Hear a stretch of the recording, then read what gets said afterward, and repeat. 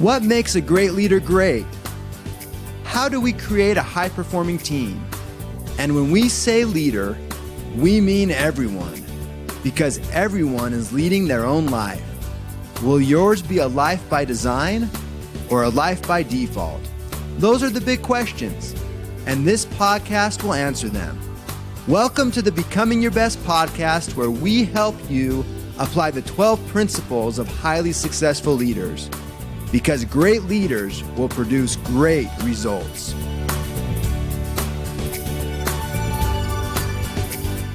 Welcome to our Becoming Your Best podcast. Listeners, wherever you may be in the world today, this is your host, Steve Schallenberger.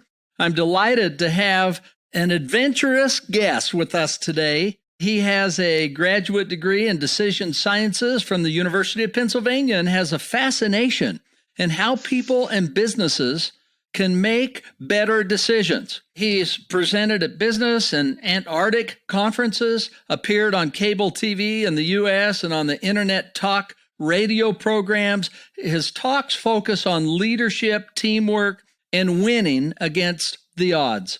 He's based in London and is a fellow of the Royal Geographic Society. He'll tell us about his background here in a moment, but welcome, Brad Borkan. Thank you, Stephen. It's great to be here. So delighted. And before we get started today, I'd like to tell you a little bit more about Brad. Brad talks in his book focus on the real life and death decisions made by early Antarctic explorers and reveal amazing lessons in leadership, teamwork, and sheer grit and determination that can help all of us make better decisions in our lives today.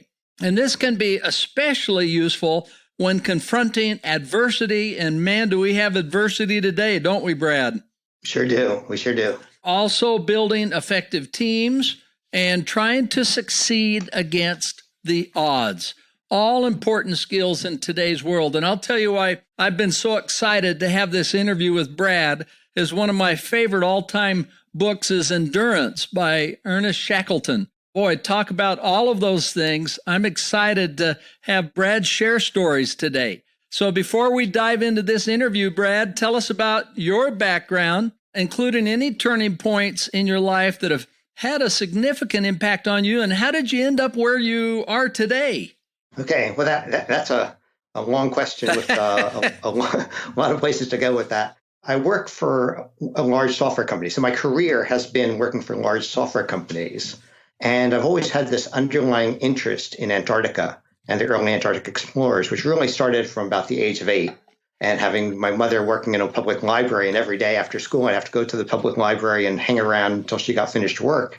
And just as a typical 8-year-old boy would be, just bored out of my mind, until I picked up a book. And it probably was something like the book about the Endurance, the Shackleton's voyage, and where the ship broke up in the ice and they had to fight for survival.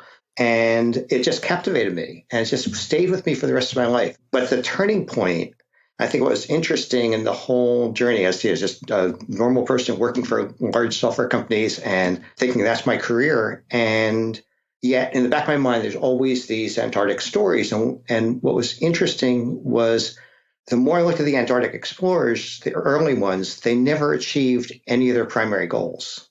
In fact, they all failed at their primary goals. And here I am trying to move up in the software company thinking, I'm not getting as high up as I want to be. And the remarkable thing when you look, and I'll tell some of the stories from my book, but also the real life stories from the explorers. And I got to a point where I'm thinking, I'm not getting to my goal, so what else can I do? And it was at that point when I put that, how do I put my two passions together? Focus on decision-making, focus on Antarctica and the early expeditions, and thought, actually, no one's ever written a book where they said, what's the most interesting thing about the early explorers was the life and death decisions they made.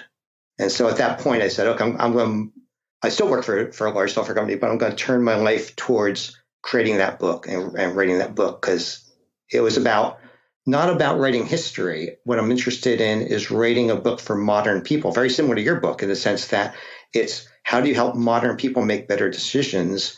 And the Antarctic explorer stories are the framework for telling how to make better decisions.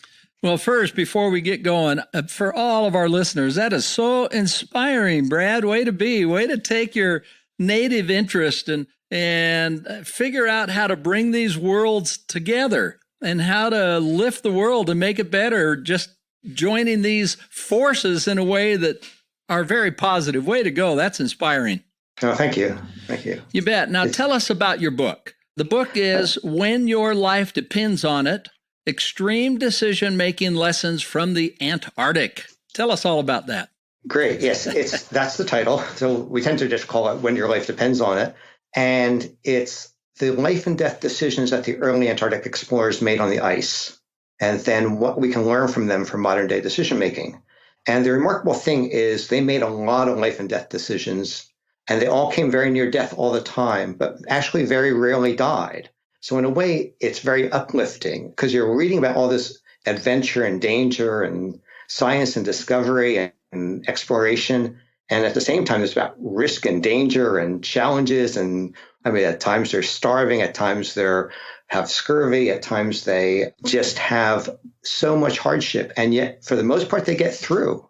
And it's just the most remarkable, uplifting stories.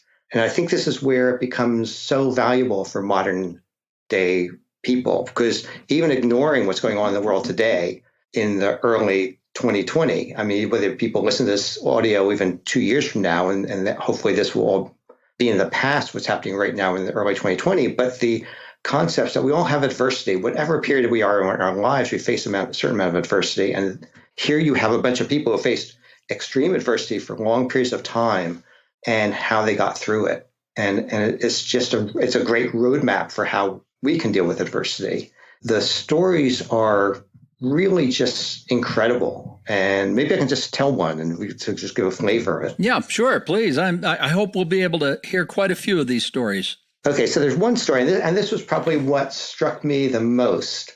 Of all the stories, there's this one story where Shackleton has gone out on Scott's expedition, the first real major expedition to Antarctica, where they're really going to try to penetrate into the interior Antarctica, was Captain Scott's. And this is around 1903. So he takes a team of men, like 40 men, and they're really mostly scientists, and they're basically doing science down there. But Scott has this idea. He's going to take 3 men, him and 2 others, and they're going to explore, at least travel as far as they can, given them, just to learn how to travel in Antarctica and get into the interior. And they know they're not going to get to the South Pole, but they're just going to try to get somewhere along the way. And they go about 300 or 400 miles. They don't get to their goal. So like I said, no one ever gets to their goal in Antarctica. But they miss their objective by about 130 miles. And as they're returning, Shackleton gets scurvy. Shackleton, at this point, is a junior member of their team. And he's literally dying. So they're pulling all of their belongings on a sledge. So they're cooked to the sledge by harnesses, as what they call man-hauling. They're literally pulling the sledge along. Now, Shackleton is so weak and so ill and close to death that he's lying on the sled on top of all their belongings, which is their tent, their sleeping bag, whatever remains of food they have, their cooking equipment, their scientific equipment. And he's literally dying. And he does survive. They get back to base camp on the relief ship that comes back that next season to restock the scientists with supplies and food and things like that. Captain Scott sends Shackleton back home in disgrace. Shackleton's what the term is called invalided back home. And here you have this guy, he's got a lot of pride, he's got a lot of ambition, and he's sent back home to England. And you think, this guy, he's nearly dead. He nearly died. They missed their goal. And what's he do? He doesn't walk. The remarkable thing is he doesn't walk around going, woe is me. He comes back to England, tells everyone what a great expedition it was and how exciting it was to be in the middle of Antarctica. And yes, he almost died, but it was just absolutely thrilling to be there. And he wants to go back again. And it's just like he so took what many people would have just deemed as failure and just turned it on his head and said, this was a big success. And I think that's just such an inspirational story. Oh, that is, isn't it? Boy, isn't that a great lesson in life for people? Yes, exactly. And then to take this to the next story, and this is where it really affected my life, was with this next story, was he sets up his own expedition and spends 2 years fundraising and getting a ship and getting men and getting supplies. And then he's like, well, we're going to go back to Antarctica, do what Scott did. We're going to follow the same route. I'm going to take 4 men this time. and we're going to actually get to the South Pole because now we know what to do. Now we've got a bit more experience. They get to within 103 miles. So they've walked about 700 miles pulling a sledge, and they get to about 700 miles, so about 103 miles to go. And they're running out of food. And they know they're going to run out of food on the journey back. So the question then becomes, what do you do? Your goal is in sight. You've spent 2 years setting up the expedition. Your goal is in sight. What are you going to do? And this is really quite remarkable. You think it's like a binary decision. It's like either you go forward and you'll probably die on the way back. Well, almost guaranteed die on the way back because they have so little food left. Or you just turn around. I mean, it really just feels like one or the other, doesn't it? But Shackleton sees a third way. He's like, no, what we're going to do, we're at 103 miles. We're going to leave the tent, the sleeping bags, everything behind. We're going to walk south as far as we can for one day. We'll plant the flag, and we'll turn around and start heading home. And the question then is, why did he do that? And he did that because he wanted to cross the 100-mile mark. He wanted to be able to get back to England and say, we got to within 100 miles of the South Pole, which he thought sounded a whole lot better than 103 miles to the South Pole. And it's just a way, how do you deal with modern day business? How do you deal with failure? How do you deal with setback? How do you deal? And I now think of it as like you plant the flag. You say, okay, now I'm going to plant the flag. I'm going to somehow eke out a victory out of this. And this is really what I did with my career, was I basically said, okay, I've gotten to this level in a corporation. This is where I'm going to plant my flag. And now I'm going to turn around and find my next goal. And my next goal was working on the book. There's just inspiring stories like that. Wow, what a terrific insight. And wow, that's so powerful, isn't it? That it's not necessarily binary. We want to be thinking about all of the different options. Is that one of the things you've discovered from these stories? Yes, exactly. I think there were many times, and Shackleton was really the best at this, but actually all the explorers were, that there were times when it really feels like you've got a choice, which is A or B. You get so caught up in it's A or B, you actually miss that actually there's a third option. I just needed to finish that story because Shackleton, so he's missing his goal. He spent 2 years, like I was saying, planning the expedition, raising funds, all this stuff. He misses his goal. He writes to his wife. He sends her a letter. He says, I thought you'd rather have a live donkey than a dead lion. Oh, that's great, isn't it? Good job. Good perspective. It is. It's just amazing. It's live to go after it another day, right? Learn what gain the lessons you've learned, and good. I mean, I could go on for hours about this. There's so many lessons that come out of the books that bring into modern living. Was one thing that they were very good at was making decisions. Every time they came to a decision point, and this was true across all of the early expeditions, that they made decisions. They took them on head on, and they were just like, we're here, we've got to make a decision. And they made decisions very quickly. Yeah. Our book opens with this incredible story of these three guys on the ice. We don't tell you who they are, just the three guys on the ice. They've gone out 750 miles. We don't tell you which expedition it was on or anything, just like they're on the way back. And it's similar in a way to the Shackleton story. One of them gets scurvy, but he actually is their commanding officer. Yeah. And he says to them, and he's really literally dying, and they've got like 200 miles to go, and they're pulling him along on the sledge, and they're really in dire straits. And he's their commanding officer, and he basically says about 70 miles to go to base camp, and there's just no one going to come out to rescue them because there was just no communication. They had no communication method. Nobody's going to come. They had no telephony or radios or anything. So he says to them, we're all running out of food, and I'm just weighing you guys down. So you go carry on without me. Just leave me on my sleeping bag on the ice and basically to perish. Wow. And when they hesitate to make a decision, you think about this difficult, complex, moral, ethical decision. He says, I'm your commanding officer, which he was actually in this situation. These three men, he actually was their commanding officer. He said, as your commanding officer, I'm giving you a military order, to disobey is mutiny. But they made a decision very quickly. They decided to stay with him and that they would continue on as far as they could go. Wow. And it's just a remarkable story about survival. And like I said, they all came near death a lot. And he did survive. He said he had a very long military career.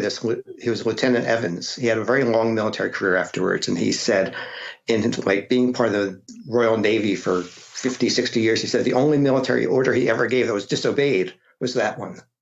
Wow, and they survived. That's amazing, isn't survived. It's just a remarkable story. But but the thing was what they were able to do, and I think this is important in modern business, is being able to say, we're here now. And this is true even like when you look at like where we are right now in business today, we are where we are. And you can't blame situations, things. You've got to focus on how do we take our next step forward. And in Antarctica and the cold and the winds and the terrain and the frostbite and all the different things they're suffering or risking, that you can't waste a lot of psychic energy being, oh, why did we get here? How did we get here? Look at all the things that went wrong. Let's blame this guy, blame that guy.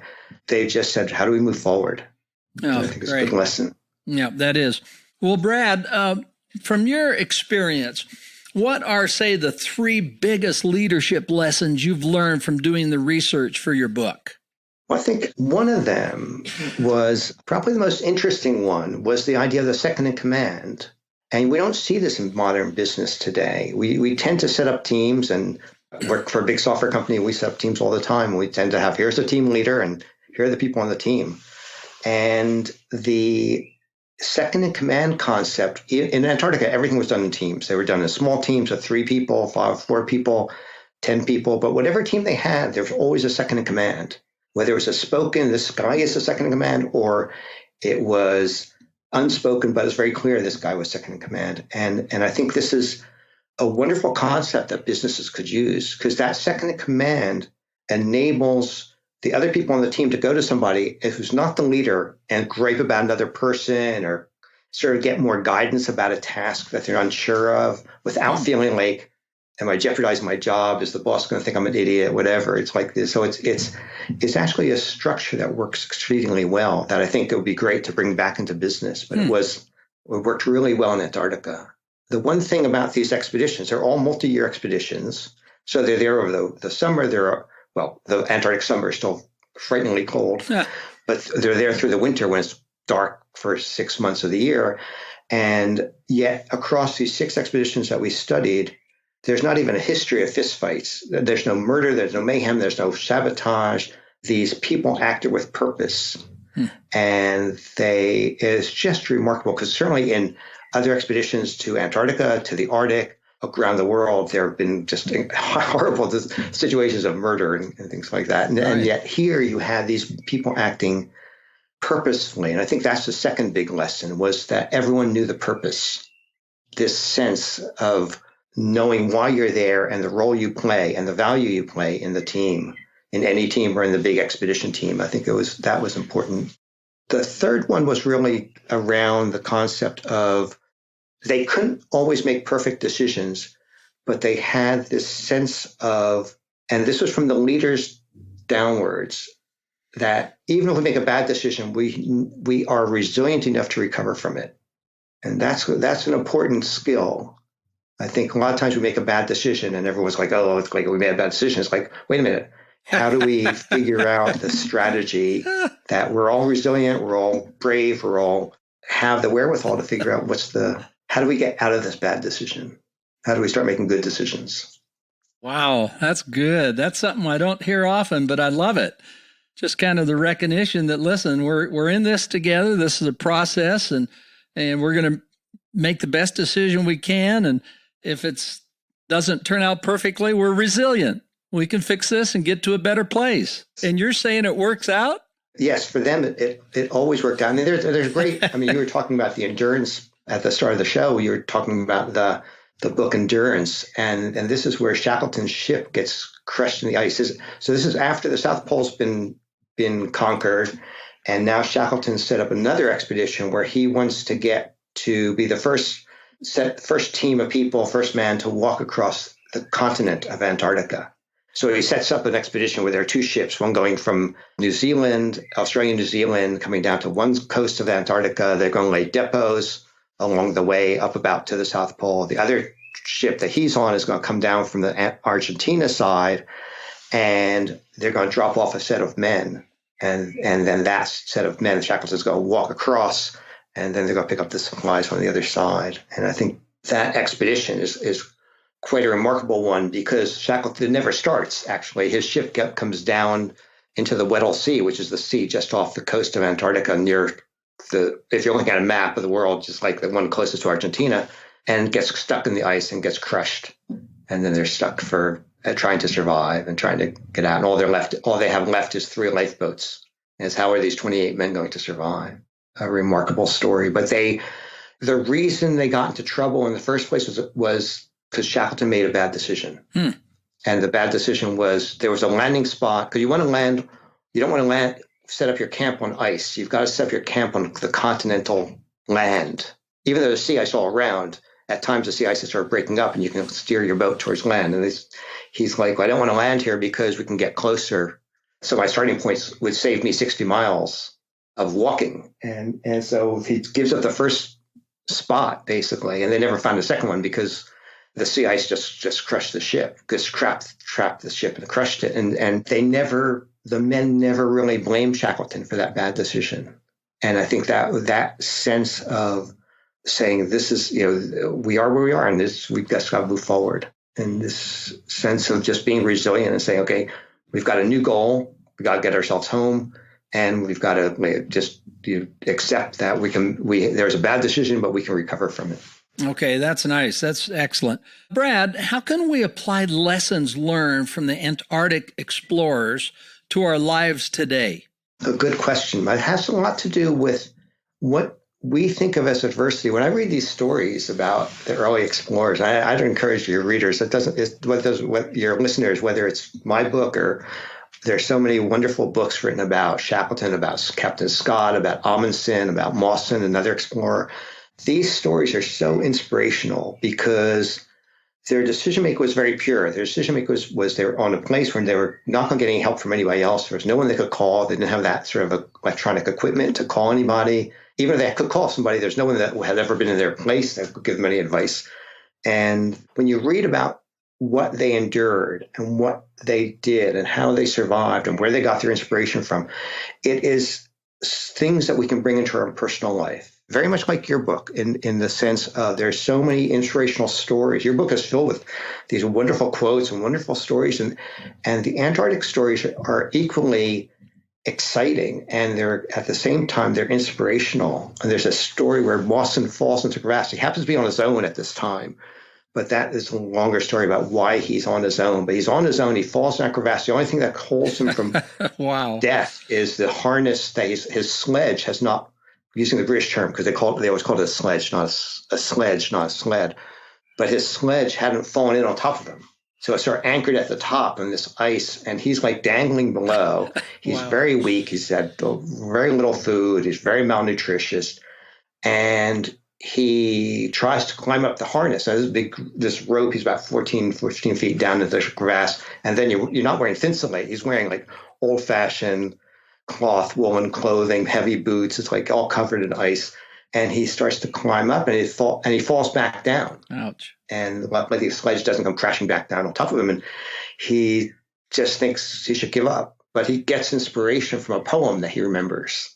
And it's just like, how do we, these stories are so fascinating because it's like you can apply that to your modern life. And it's like, when I really feel down, where can I get inspiration from? It may not be poetry, but it may be a story, a book, a quote. Like you have so many great quotes in your book. There's so many things that you can get inspiration from to give you that little extra energy to get to the next day. Well, how inspirational. I can see that. Well, before we end up, and I'm always amazed at how fast this goes, what's one of your favorite stories? Another one of your favorite stories, Brad. Actually, this is one of my favorite stories. And I don't get a chance to tell it very much. But after Shackleton's ship gets crushed in the ice, you've got 28 men, and they're on the sea ice. And because there were only about 10 men that were going to walk across the Antarctic continent, they were the ones who had fur sleeping bags. In the military, even though it wasn't a military operation, it sort of was still, you had the officers and men. They were all male, but they always had this classification. The officers would get better food, they get better equipment, they get the better accommodation on the ship. The men were the lower ranking people. And so they're all on the ice. There are 10 fur sleeping bags. The rest are these wool cloth sleeping bags, not as warm. And Shackleton's like, okay, where normally everyone would assume, the officers and the men would assume all the officers are going to get the first sleeping bags. That's just the way it worked. And Shackleton's brought everyone together and said, we're going to draw straws for who gets the first sleeping bags. And there's no trading. Once it's decided, it's decided. He sets this up, and remarkably, to the disbelief of every low-ranking man on the ship, they were the ones who got the first sleeping bags. None of the officers got first sleeping bags. Wow. Shackleton clearly rigged it, right? He clearly rigged the thing. But it's like it was his way of saying we're all in this together, and rank now doesn't matter. It's about survival. That's awesome. Just a great story, isn't it? It is a great story. Yeah, very inspirational. So, any final tips you'd like to leave with our listeners today? Well, I think actually it was funny. I saw your list in your book of your 12 points, and your last one says, I'm just looking at it here, never give up. And that is exactly what we have actually as really the last point in our book is, and we say it quite slightly different. We say never, ever give up trying. And I think this concept that, Shackleton couldn't get to the South Pole. He got to 97 miles. He kept trying until it got to the point where it's like, okay, now we're really going to risk our lives. But that's the concept of just never give up. Just keep on going. It's one foot in front of the other, and just don't give up. And you've got to find other angles. You may have to set new goals. You may have to pivot from one goal to another. You may have to look at how you change your teams around. You may have to look at how you nowadays it's like, how do you rejig your business? How do you turn from doing X to doing Y? It's like you just keep going, just keep pursuing and seeking and challenging yourself and achieving. Wonderful. And Brad, how can people find out about what you're doing? Well, my website is called Extreme Decisions, www.extremedecisions.com, but there's a dash between the words extreme and decisions. Okay. So extreme-decisions.com. The book's available on Amazon and on Kindle. It's in print, it's in Kindle, and it's an audiobook. And just a quick note about the audiobook, because I listened to easily 100 voices before I chose Dennis Kleinman. Dennis has the most remarkable voice. I was trying to figure out what would early Antarctic explorers sound like.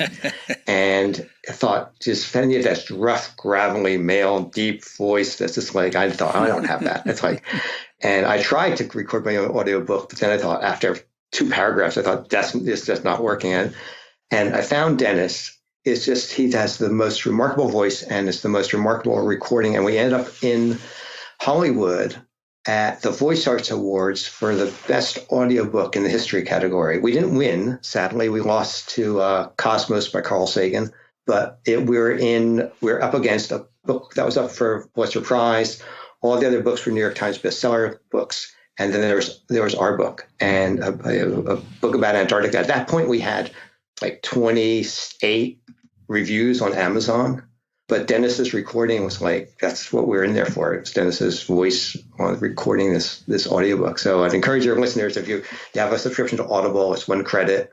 It's just a remarkable rendition of this story. It's just incredible. Well, I cannot wait to get it. I'll start listening to it right away, Brad. Oh, thank you. Thank you. Yeah, we were there. It was Voice Arts Awards. We were in Burbank at Warner Brothers Studios, a red carpet event.